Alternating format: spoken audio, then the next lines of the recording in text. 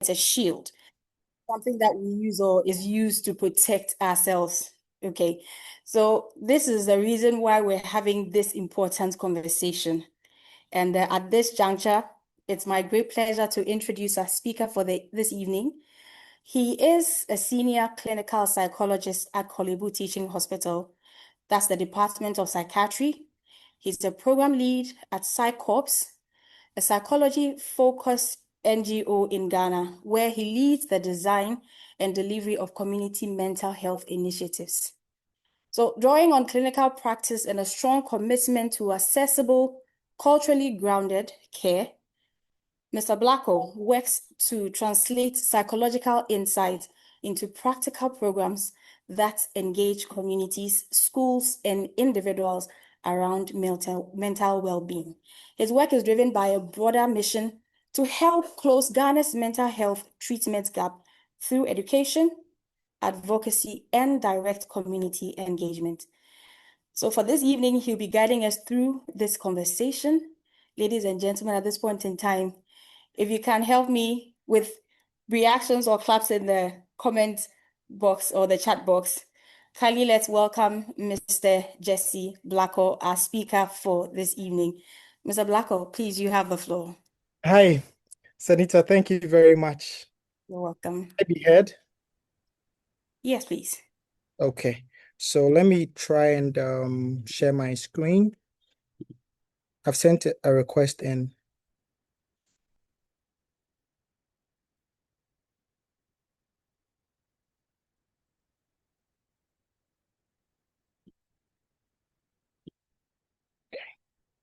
All right. Can you see my screen?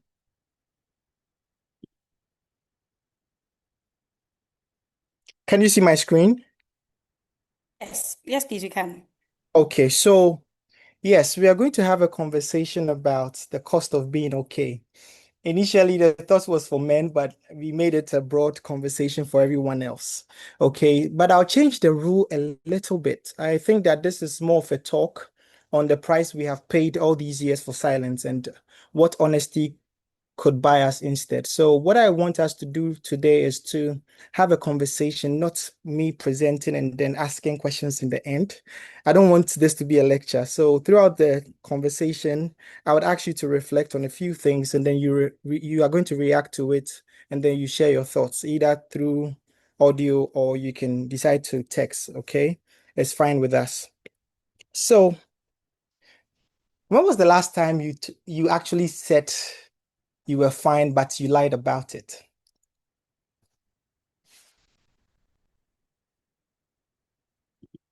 When was the last time you said you were fine, but actually lied about it? Or let me put it this way.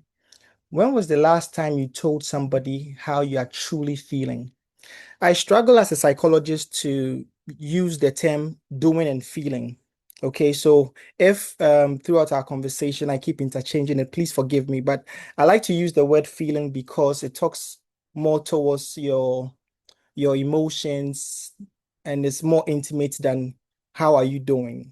So I would be using more of how are you feeling than doing, okay? So please pardon me if you struggle with that. When was the last time you told anybody how you were truly feeling? Sanita, I can't see the chat box. So if you can see, you can also read for us. But if you have a response to give, you can unmute and then let us know.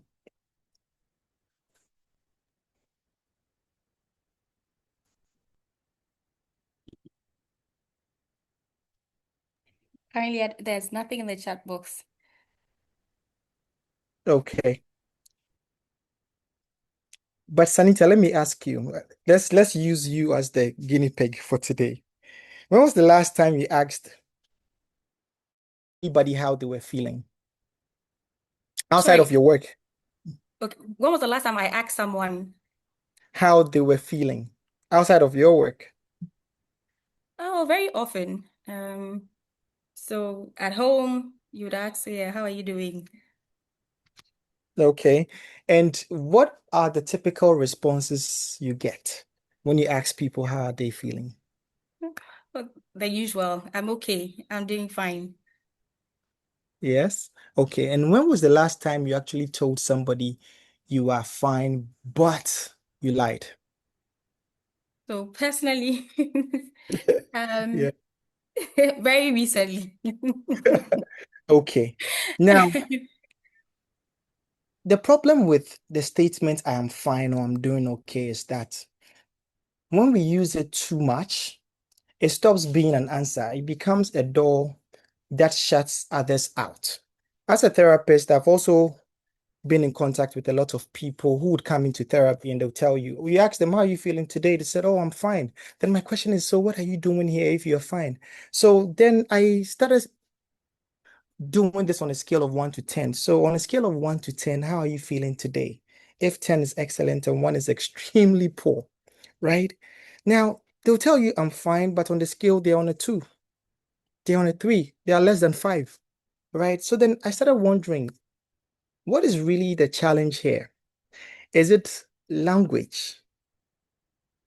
Is it that people have said I'm fine so much that they literally can't tell when they are not? I remember during my master's program, I someone asked me, Jesse, how are you? I'm like, I'm not fine. And the person looked back at me in surprise, like, hey, this is not a typical answer you get from someone, right? And I was also very surprised myself, like, why did I even say that? Then the person sat next to me and asked me, Jesse, what's really going on? Then I had to tell the person an entire story about how I was struggling in graduate school and how I'm contemplating quitting and I don't think this is for me. You know, at some point in time, we have all done this before, but you realize that majority of the time, the people who ask us how we are feeling are often not strangers. There are people who care about us. There are people who love us and continue to love us, right? So my challenge is that why has it become so much of a problem to tell somebody how you're really feeling? Now I found out that, well, people struggle to tell others how they're feeling. I mean, when Ethel asked me to do this topic, I was in discussion with some of my friends, and they will tell you they are men. They will tell you that, hey, me, I can't tell my problems to anybody because the moment I start, the person will begin to ask questions. Don't let me finish. Don't listen to me. The person will ask questions. Now this whole thing becomes a fight and I'm not helped in any way, right? So I came to realize that, you see, a lot of the time we fake our responses because the truth often feels too heavy to hand to another person, right? And so people would come to therapy and they have loved ones, but they'll tell you that they're not individuals I can talk to because they would inherit the problem. And it no longer becomes my problem, it becomes theirs, and they start worrying, and then now I have to worry about them. What is really the reason for you not telling others how you feel? I really want to hear from you, participants. But Sanita can start. Why is it difficult for you to tell people how you really feel? There's a lot of fear because the moment you start opening up, it will lead to certain areas that I personally would not want to go into, or areas I don't want to delve into or share. Okay. Can we have another person coming in?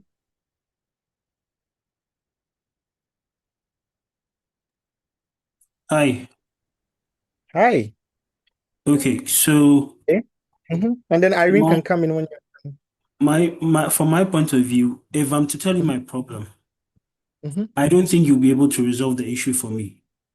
In the sense Mm. that if, for example, what I am actually looking for or need right now or at the moment is something materialistic, I don't think the person can help me with that solution. Ah, okay. So one is fear that this might open up a can of worms. The second is that the person doesn't have the right resources to be able to help. Okay, Irene. Yes, thank you. I have Well, a similar answer to the second one.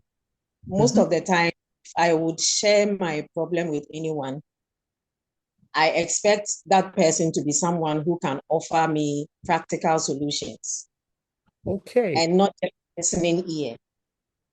And also, I am a very private person. I wouldn't want to share my problem with someone who would most likely spread the news to people who have no business with it. Okay. So Well, that the answers, yeah, okay. fear of the person not being confidential, if I am not too sure of how mature the person is in terms of confidentiality, then I will just Mm. say I am fine, just to cut things short. Interesting. Yeah. Interesting. Diana, do you want to share something? Yes, I do. Good Okay. evening. Good Um, evening. so I would speak from the aspects of maybe work, the culture in the unit in an office. So Mm-hmm. with the first point that was made, fear. Sometimes you're Mm-hmm. having a departmental meeting and your boss will ask you, is everybody okay? We all say yes, because Mm-hmm. we are afraid that if we voice out the thing that makes us very uncomfortable in the office, your immediate leader, the one you report to or submit your work to, would abuse you when it comes to the work that you do. You know, Mm. so fear. Mm. So when your boss asks, your overall boss would ask, "Is everybody okay? Does anyone have an issue?" We all say we are okay. You know, Mm. yeah. Okay. But then deep Uh, down, we are not fine. We are being our work. Your work is being sabotaged. You are being oppressed. You can't. Yeah. You know, you can't speak. The culture there is you are being gagged. You can't express yourself. And at the end of the day, you get home and you are so depressed. You are so frustrated because maybe one person has decided that they are going to sit on everybody else. mm. Mm. Yeah. So you Okay. have these emotions in you, but every time we go for a meeting and they ask, "Are we all okay?" Yes, we are okay, but everybody knows that we are not okay. You Okay. know. All Hmm. right. Okay. That's a good one. So Okay. luckily, there are Harry, some more contribution. I don't know if I can yes, go Harry. through. Yeah, yeah, please go through, but I think Harry has his hand up. Okay, sure. So we'll speak and then we can continue. All right. Thank you very much. Thank you very Good evening. Good So to evening. me, I think it's because of my upbringing. Okay. Growing up in a family where we were taught to only voice out to our parents, like in that extended family where we were Mm. taught to voice out to our parents. I think that has generalized to an extent that when people ask me how I'm feeling, I feel like, "Oh, no, you are not the best person for me to tell. Let me even currently in marriage, I still struggle with that. That Yeah. there are some things that even when I want to tell my wife, I feel it very difficult, but I could sit with my mom or my dad and just voice out deep things to them. So to Mhm. me, I'm thinking from my point, my upbringing. So yeah, thank you. Okay.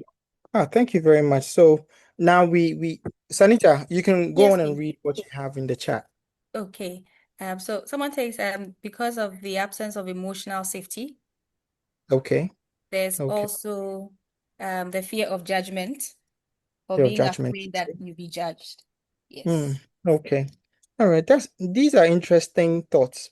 So now, so is the I'm fine a lie?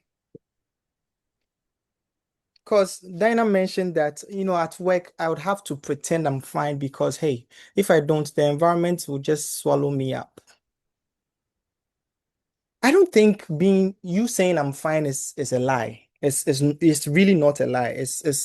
I think that is more of a mask that we put on, right? Now, if you pay attention to what Harry said, you realize that it's a marks that was handed to us at a very young age, and then quietly we kept putting it on day in, day out, and it has replaced who we truly are in terms of how we really feel.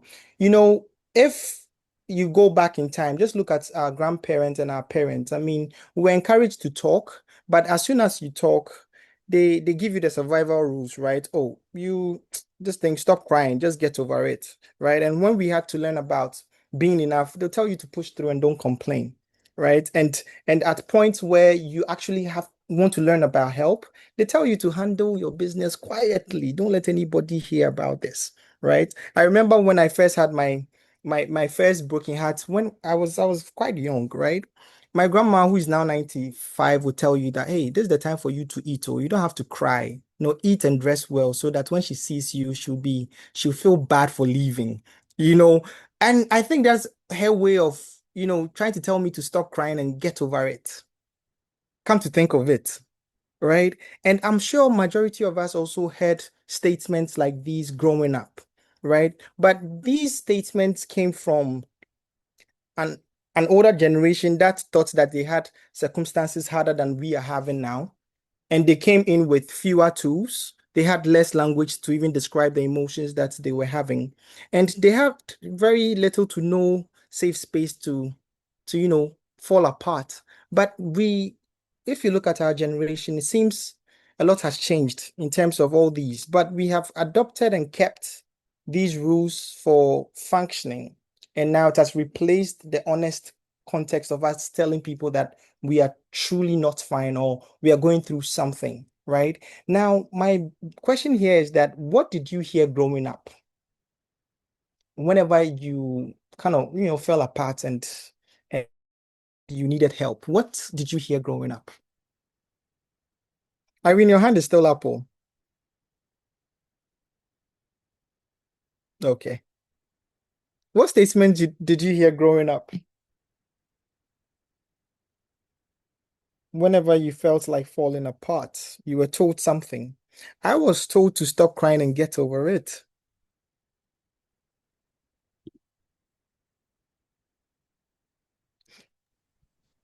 There's a response in the chat box. So that's someone is saying Okay, this don't give the devil a chance. If you yeah. admit it, you are weak. Oh, don't give the devil a chance. That's true.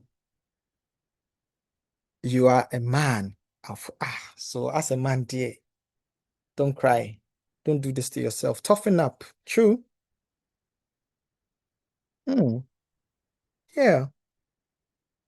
You see, these words did something to us growing up, right? It painted a picture to us that, hey, being who we are suggests, oh, sorry. Okay, I just have to close it. So if we are to fit into a society, right, what we were told basically told us that in order for us to fit in, we need to put up a certain mask, okay? And over time, that mask has replaced who we are. But you see, silence is not free. There's an amount we have to pay. And as a psychologist, I've come to realize that we pay these things in three folds, right? So the first is the body, and then there's the habits, and then there's our relationships, right? Looking at the body, okay, most often patients will come in with a lot of the time people come to the hospital without the idea of seeing a psychologist. They just come because their body isn't feeling great. So sometimes they have tightness in the chest, they can't sleep well, they feel tired even if they energy drinks or they took in coffee, they still find it hard to be able to get through the day, right? So in terms of their habits also, you find them drinking alcohol or drinking much more than they do, sometimes overworking themselves, staying odd hours at work just to escape, the feeling. And then, sorry? Hmm?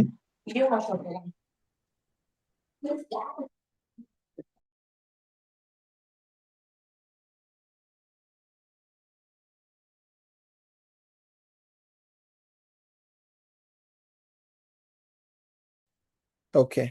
Sorry about that. So, in terms of the habits, also, you find out that people begin to drink much more than they do. They stay hours at work trying to overcome the feeling. Some will smoke, and there's also now the emerging thing about rampant sexual activities. And these are things that no, we normally wouldn't see a lot, but now you have people engaging in rampant sexual activities, excessive self-pleasuring, masturbation, and all that. Now, in, in terms of our relationships, you realize that whenever we have issues and we struggle to tell our significant other, one of the things that is likely to happen is that there seems to be some bit of isolation and some break away from the connection that you once enjoyed with your partner. We've come to learn that uncomfortable conversations or being vulnerable to your significant other allows connection to happen, right? So the more you are vulnerable to person who matters to you, the more likely you are to connect to that individual, right? And so whenever we stay silent, what happens is that there seems to be some bit of disconnection that keeps happening. So your partner will realize that you don't seem to be in a good position, or your posture or your emotions doesn't seem to sit right, right? They ask you how you're feeling. You said, oh, I'm fine, right? And over time, they stop asking, and then we become angry that they are no longer caring about the way we feel, right? And that can also create a lot of argument and tension in the relationship. So you see, there's actually a cost there that we are all paying some way, somehow, right? So take Dinah's suggestion for instance. I mean, she would want to talk, but the environment is not enabling enough for her to talk. Now, the question that I would like to ask is, Dinah, beyond the workplace, do you have a safety net? Do you have someone you talk to about the way you feel? Um, no, because well, I had a colleague, she's Mm-hmm, still my colleague, and we used to discuss it. We'd call each other after work and we'd complain and complain. And she is in touch with everybody else. So she mm-hmm, would tell me that everybody else is complaining about this one guy. But then mm-hmm, after a while, I realized that no, I mm-hmm, needed to be on my guard because she alone is able to talk to everybody else and is able to come back and tell me that, oh, this is what everyone else is saying. And I'm thinking that she's a safe place for me to vent. So I became a bit cautious because if I'm venting to you, mm-hmm. thinking that you're not telling anybody else, and then everybody else is coming to you, so, and I realized too that she was a little favored by these people. So then I withdrew from that friendship because I didn't feel that she was a safe place to vent. So Mm, for some time, almost 8 months, I've kept to myself. And really, it wasn't helping at all. And I was trying to reach out to Fafa, but I didn't. I should have done something to be able to get one-on-one with her, but I wasn't able to complete it. So to the okay. extent that I felt very sick, like as of last week, when I was not, I've been in the hospital more than 3 times, and I'm sorry. was complaining. Yeah, my pressure went above 140 for like the whole week, and the doctor was telling me, no, it's if there's an issue, I need to speak up. But because you're gagged, the culture there is the people, everybody's gagged. You can't speak up, so you internalize it, and it's really. It's Mm-hmm. quite frustrating. So there's no outlet to vent. So I just keep it to myself. It's just now I just psych myself that whatever this person does, I won't even think about it. That's the only Okay. way to. Mhm. Mm. And and Mhm. and so you realize that there's a cost that Diana is paying. Mhm. Okay, and a lot of us are struggling in our workplace in the same way, right? There's they portray that as a culture where you can share your ideas or your thoughts or your concern, but really it is not that kind of culture, right? And so you can tell that a lot of the time we have to pay the price if we decide to stay quiet, right? Now, Diana, together with all of us, may fit in one of these categories. I mean, we are all Ghanaians, right? Now, it is said that there are about 2.3 million Ghanaians, right? Now, out of this 2.3 million Ghanaians, there's a treatment gap of 98%. So I'll explain. So this means that only 3% of the Ghanaian population receive any kind of conventional mental health care. So that means that only 3% or 100,000 people are able to speak with a professional about the way they feel, right? Now, this has culminated into the 13% of individuals in Ghana who suffer from mental illness, right? Now, mental illness is not really just about the individuals you see in the streets without clothes on, right? There's mild to severe mental illness, and a lot of us may fall in the mild category, right? That means that there's some level of dysfunctioning, there's some level of bodily sensations that we experience, and just because we are unable to speak about the way we really feel, right? So you see, we are able to measure the feeling. It's a pattern that we are able to measure clinically. So you realize that half of the time when you push people to really speak about the way they feel, right? There's always a question you get in return. right? And I sum it up here. Half of the time, people will say that, what kind of person am I if I'm unable to hold it all together? So you realize that it's not really just about a mood. So it's not really just about their mood. It's also about a question about their identity. Who are they if they're unable to man up or toughen up? Or if they are unable to hold it together, they are giving the devil a chance, right? So that identity is questioned, and that is where majority of the issues stem from, right? Does that also mean that I'm not capable, I'm not strong enough, right? I'm not reliable if I'm unable to hold on to this information that is really tearing me down, right? Now, the truth is that nothing is ever good enough, right? All we can do as individuals is to try to be good enough. But really, nothing is ever good enough. And so your worth is not in what you're able to produce or provide, right? Just simply by trying, just being there, right? Just showing up constantly suggests that you are strong, you are capable, and you are able to achieve what you want to achieve, right? And so in Diana's case, for example, now that she's unable to speak with colleagues around her, the best place to go is to, let's seek someone external. So Fafa may be a good point of call for you, right? And that is the whole idea, that the more you keep trying, the more you keep talking about the things that bother you, the more empty you become and you become lighter, right? It's not always about speaking to the person directly in terms of whoever is making you on fine. It's also about finding an outlet. So we'll come to that as we go along, okay?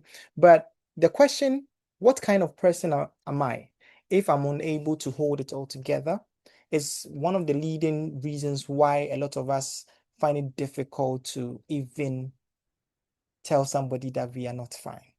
Now, let's look at this very well. Today, I want us to try to go through 4 doors. You don't have to do all these doors today. You don't have to enter all these doors today, but I want us to just pick one, okay? Name it, redefine the strength, ask for help, and break the cycle. Just look at these 4 doors. The first one, which is you name the feeling, you name the emotion, right? The second one is redefining what strength looks like, and then asking for help and breaking the cycle. Where are you right now? What door are you in right now? You can put it in the chat or you can unmute and tell us with reasons.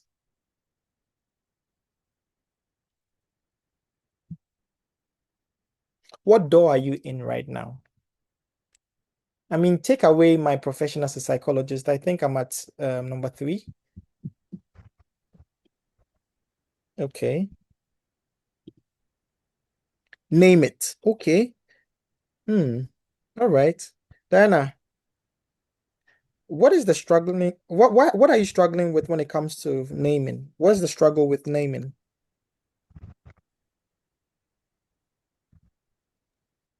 Because sometimes it's just a mixture of emotions. It's not just one particular side that has been affected, it's like all around.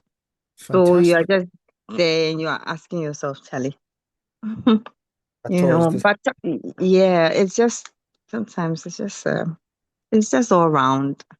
I A just bit being too. hit all around.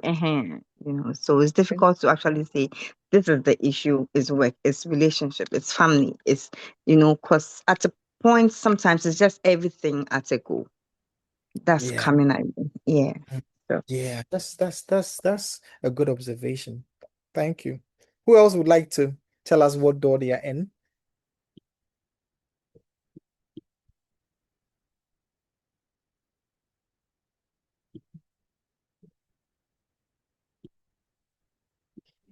Please, I Okay. believe someone's hand was raised. I think Irene.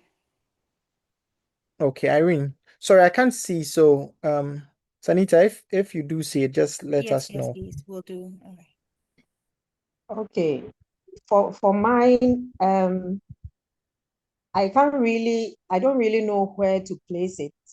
What I do is anytime I realize I am not feeling fine, Mhm.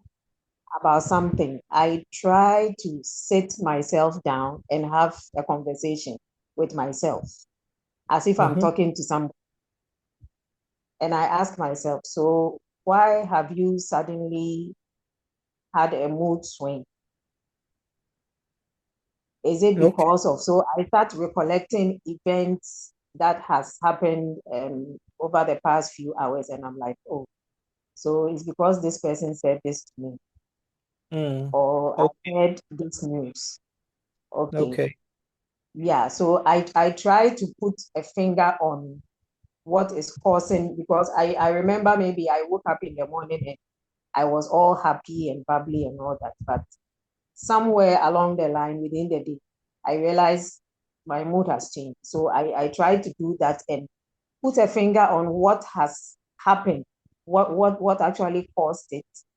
And then I tell myself, it's going to be okay. You can't solve all the problems in this world. You cannot control how people treat you, but Okay. you have control Okay. over how you react to it. So just like we said earlier, get over it, it will pass. All right. And then Okay. I try to put myself in a better mood. Okay. Okay. I Yeah. mean, these are very good submissions, right? Now, from the discussions, right? I think that let's look at naming what we feel, okay? From the narrative I'm getting, we like to really have a definite answer even before we go talking to somebody about how we feel, right? But you see, sometimes the automatic response is that, oh, I'm just tired, or oh, I don't feel great. Then we leave it there. But really, we don't have to fully understand the emotion before we even decide to talk to somebody about it, right? Sometimes we can let people know that we are struggling. Yeah, maybe I don't have the words to tell you exactly how I'm feeling, but I know I'm struggling at the moment, right? Do you think that is a possibility to start with? Rather than figuring out what is wrong with me, you have a cocktail of emotions, you need to filter it and choose which ones is making you feel the way you do, or which ones you can pinpoint. You can actually let the person know that, hey, I'm struggling, right? And I think that begins the conversation for you to feel a lot better, or it begins that uncomfortable conversations that might get us somewhere. What are your thoughts on this? Do you think it's a possibility?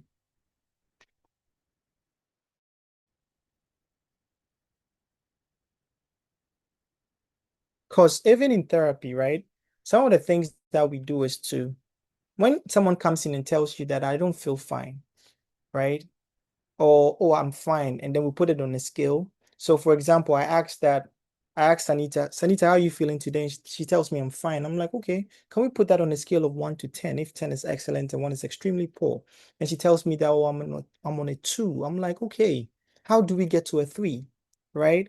And that is where we get to know what is lacking or why the person actually came to the facility. So even as a psychologist, I am unable to tell until we've had several conversations so we can be able to pinpoint the emotion. So I can understand if it doesn't come to us naturally, and it won't come to us naturally. So the first thing you do is that try to put yourself on a scale of 1 to 10, right? And then try to notice where the feeling is in your body, right? Because when a person is anxious, we know the feeling will be around the chest or the head, right?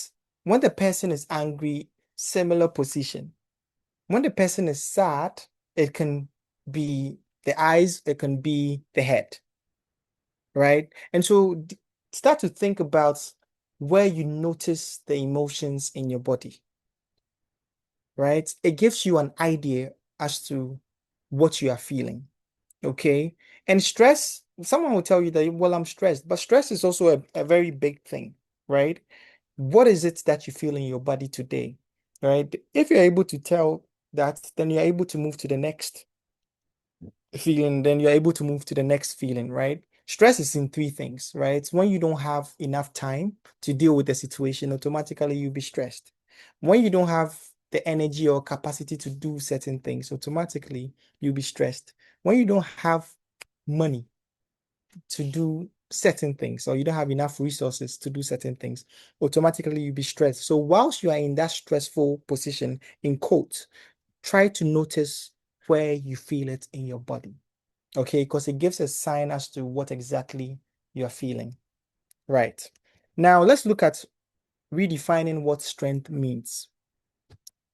A lot of the time, we'll say that, oh, Charlie, I need to be strong. So this thing there, I'll get over it. I don't need to feel it, or let it pass. But really, strength is in honesty. I once had an interaction with somebody, and he was clearly in the wrong, right? To be honest and say that, you know what, I'm sorry, was like him climbing a mountain. I'm like, oh, but we spoke about it, and then we realized that being honest is actually where your strength is as a man. I mean, I put it in quote as a man, but generally human, right? So when I said that, he redefined what strength looks like. And he went ahead to say, I'm sorry. Of course, he was sweating and shaking, but he was still able to say the words, right? So let's try to redefine what strength looks like. Carrying the load alone was never the goal, right? So you don't have to stay quiet.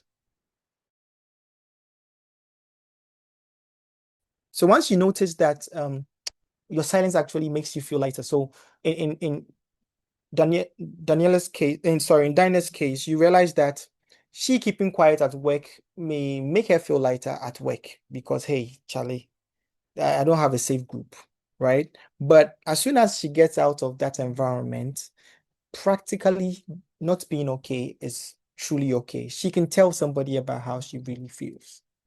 Do you see? So let's redefine what strength looks like. That is the second door.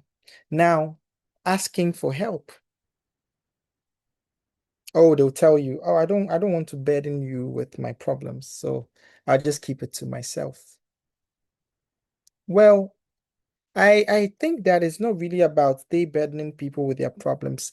It's the fact that they have not fully accepted that they are not okay. And so they don't want to talk about it. I want to challenge Irene. I want to challenge everyone here, right? Do you think asking for help really means that you need to tell the person everything? Or once you're not getting the resources from the person doesn't have to know? But I thought that, I mean, half a loaf is better than none. Oh, that was a lie. Was that a lie? That a problem shared is half solved, even if you don't get the resources. I mean, just imagine if you're with a significant other and clearly you know that this person doesn't have enough resources to help you. And so you're not going to be talking to this person often. Don't you think that renders the relationship useless? Like, what else am I here for? I've had couples say that, right? If my partner is unable to share his or her difficulties with me, then what is my use?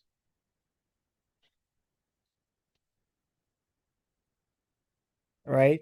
So I think that a good relationship, be it an intimate one or a friendship, wouldn't think less of you if you are able to share your challenges. Of course, you may not get enough resources, but remember that before you cooked, someone had to teach you, or you had to learn how to cook. Same way with care and love. You need to teach people how to love you or care for you. We cannot assume that they would be able to care for us or they can care for us in a way that they're unable to. Sometimes just listening and say, oh, sorry, oh, is there anything we can do to overcome this challenge? Yeah, they are not providing you with a resource, but they are opening up to help you get some, right? So let's redefine the strength, but also redefine what seeking help looks like.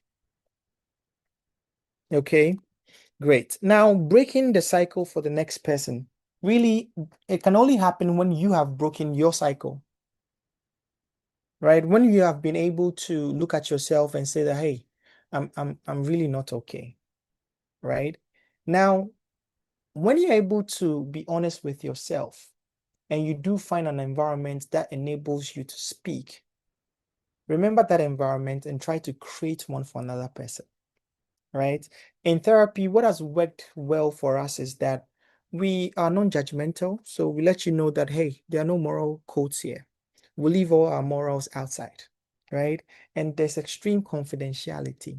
Everything we are going to discuss will stay between us, right? The only time we can share any information is when you're a threat to yourself or someone else, or when you have given us permission to do so, right? And so if you are able to create a similar environment for someone around you, right? If the person knows that, hey, I'm not going to be judged, I'm not going to be gossiped about, then it helps to break the cycle, right? And it's not just in listening to the person, it's also about your body language, your facial expression, right? The person is talking to you and you've already frowned your face.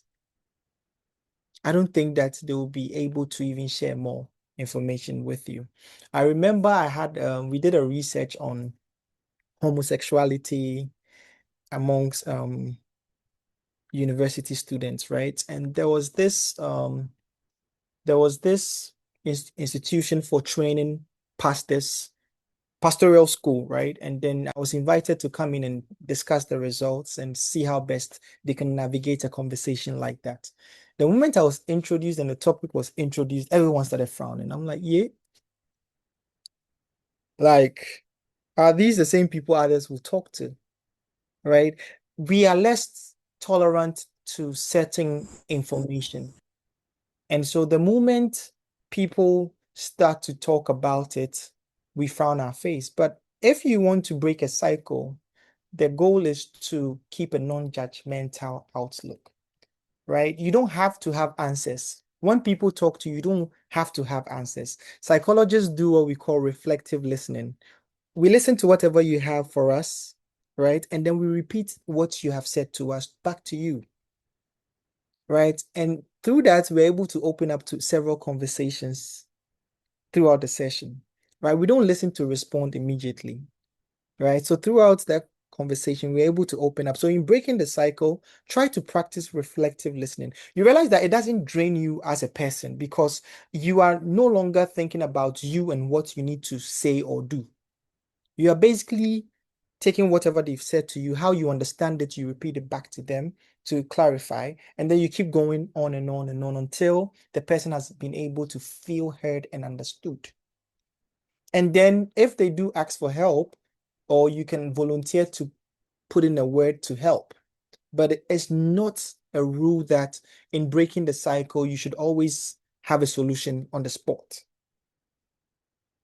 Do you see? Right. Now, this is the last part of our conversation, really. And it's in our own honesty, right? In being okay or not being okay, you need to look at yourself very well. You need to be very honest to yourself. And that's the only way you are able to notice that in others, right? And so when you have experienced a certain emotion, you are able to tell in the other individuals around you. You're able to tell, hey, this person isn't feeling great, right? Just imagine if you have ever had a depressive episode, right? And you have a coworker or a friend who is also experiencing some. I mean, you have recovered, you've seen a therapist, you've done the homework, you're fine, right? Now you see someone who is struggling. You realize that the resources that you learned from therapy becomes handy because you're able to notice and give the person some tips to feel better, right?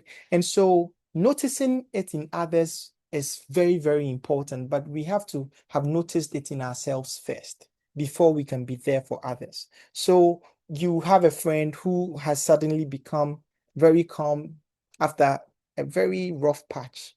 And oh, this person is fine. No, it's maybe they had to make a decision. So in that moment, they are fine, but it doesn't really change the outlook of life for them, right? So the mere fact that you saw the person in a very giddy state and then several minutes later they seem fine doesn't actually mean they are fine, right? And sometimes you may see that, oh, this person used to be a very bubbly person, here to chat, talk a lot more. When they come to work, they are all over the place, giving good mornings out here and there, right? But suddenly they withdraw, right? Look at this in yourself too. Do you see yourself doing this a lot more, right? If that is creeping up, then you know that definitely you have to start being honest with yourself. If you drink to switch off, if you're smoking or engaging in excessive sexual activity, then it's also very difficult a thing to go through, right? So you notice it in yourself, be honest with yourself. And then the last bit is something that a lot of us try to sweep under the carpet. Oh, these days you get very agitated, or these days they're short fused, or oh, these days I'm not going to tolerate anybody. If you tell me something I don't appreciate, I'm going to tell you my mind. Right? If you have become or you are becoming that better, then you need to look at yourself very well. Right? And when you're able to notice this in yourself, you can be able to notice it in others. Right. Okay. So what we are going to do today, okay, after this call, try and text someone, text one person, right? And just check in on the person and see how they are really feeling. Now, the next thing I want you to do is to speak to someone you trust about something you've been carrying a long time alone, okay? And then the last bit is to save a number, and Sanita will give out the number for you to save. Okay, save that number, try 1 and 2, and then you try number 3. Okay. Being okay was never the point. Being honest is the point. Thank you very much.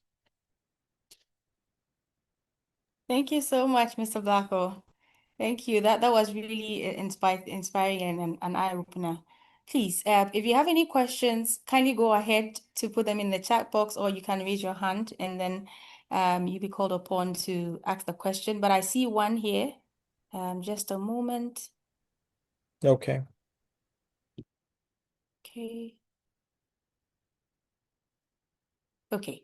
So someone is asking, when should one try these self-help strategies versus seeing a therapist? Okay. Well, that's a good one. Sorry. Is echoing. Okay. So that's a good one. I think that, sorry, I'm a bit distracted with the echo.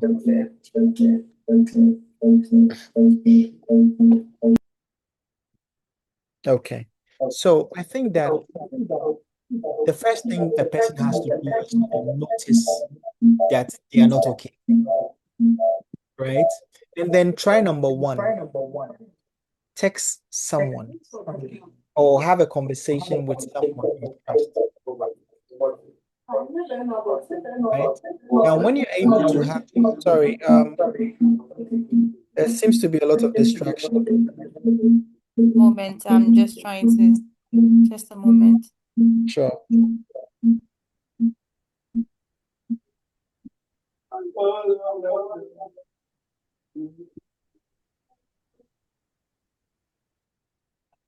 Okay.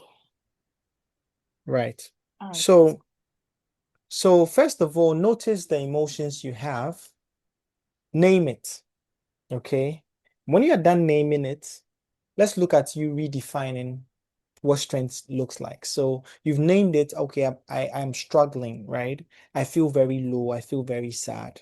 You've named it, right? Now let's redefine strength.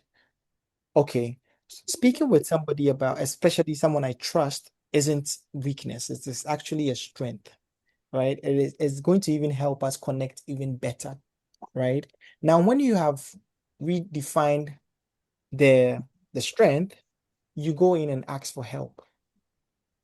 Issy, how many people are you expecting? When Oh, and they're only 3. able to, oh, sorry, when you're able to ask for help, then that begins the journey for you. So in the asking for help process, if you don't find someone you can be able to connect with or trust, then it is very likely that you need to speak with a professional about the way you're feeling. Yeah. All right. And there's another question here. Mhm. Just a moment. Okay. So how do you build, or how do we build resilience without just telling others to be strong. If our parents did it, then the assumption is that we can also do it.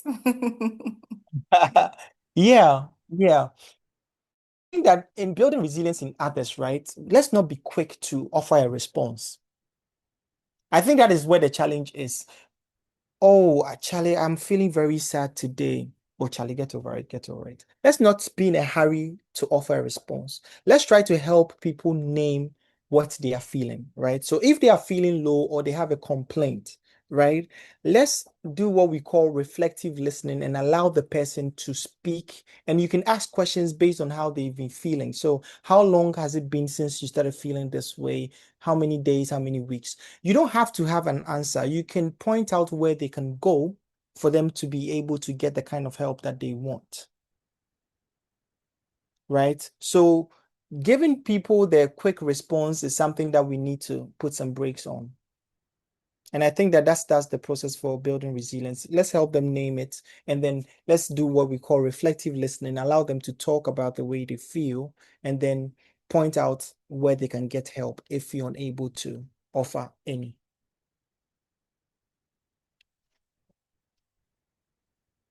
All right. Thank you. Please, do we have any more questions?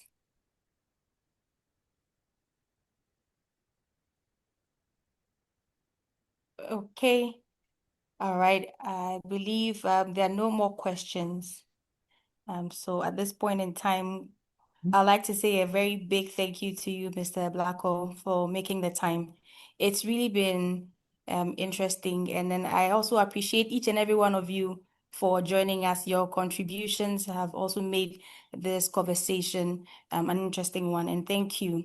So please, there's a number in the chat box. Please, let's share. Let's save the contacts. Let's share. I believe it was mentioned that check up on someone. All right. So if there's need for you to share a contact for someone to reach out to speak to someone, please feel free. The number is 055 391 3080. And we have a community. We usually have these webinars from time to time. We also have the link in the chat box. You can join any of our community platforms or pages, and you get more access to some of these programs or webinars as well. So again, thank you so much for making the time. We wish each and every one of you a good evening, and hopefully we'll get to see you in another section. Okay, there's a hand up. Yes, Just a moment, there's a hand up. I don't know if it's a mistake. Yes, it's not a mistake, please. Okay, all right. Right. Thank you so much for the presentation. But I have a question. We're saying that we should be checking up on each other and whatnot. Then again, also therapy is also very expensive. We're not getting any subsidies whatsoever.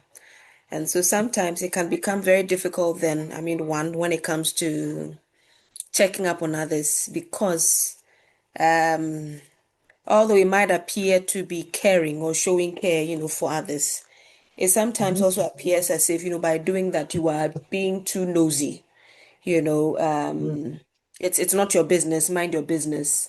We don't want any problems. And I'm saying that especially in the workplace.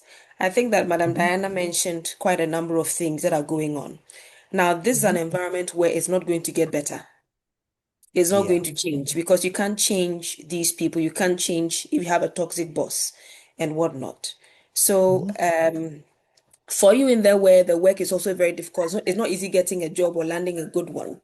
How do you manage realistically, in such places? Because honestly speaking, some of us, when we hear these things, they are very, it's like, yeah, you're saying all the nice things, but tomorrow you go to work and then you realize that it's literally, it's not like Not it's change. changing anytime soon. So Yeah. any takeaways for some of us in the specific, toxic environments? How do we navigate this? Well, Some of us too, personality wise, we don't like to share. So we should call somebody. We don't have anybody. So yes, what do we yes. do?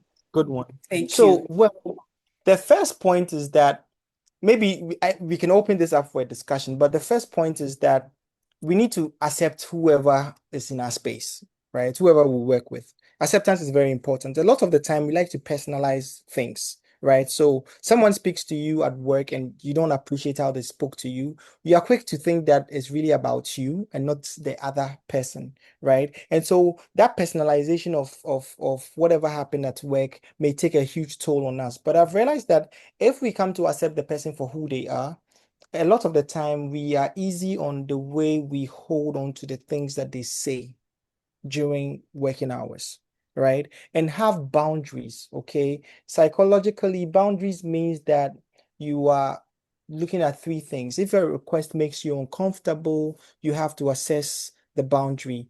If it's difficult to say no, you need to assess the boundary. If you're putting someone else's comfort before yours, you need to assess the boundary.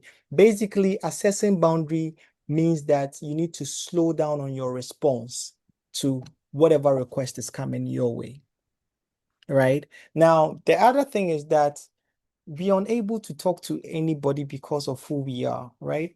How about writing, journaling, right? These days, you can also do an audio journal, right?